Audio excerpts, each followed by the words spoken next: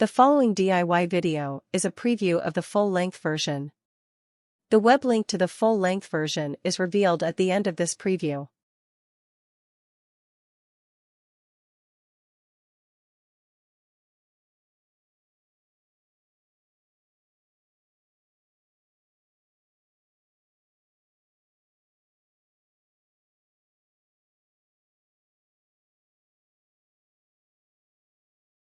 This DIY Segway self-balancing Ninebot S speaker upgrade requires a handlebar attachment, portable Bluetooth speaker as shown including the charging power cord the speaker comes with,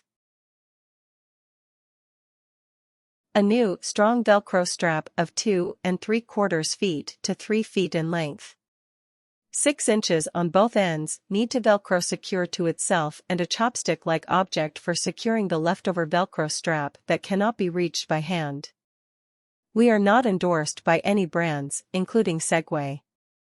Therefore, there are no brands shown or mentioned of other than Segway.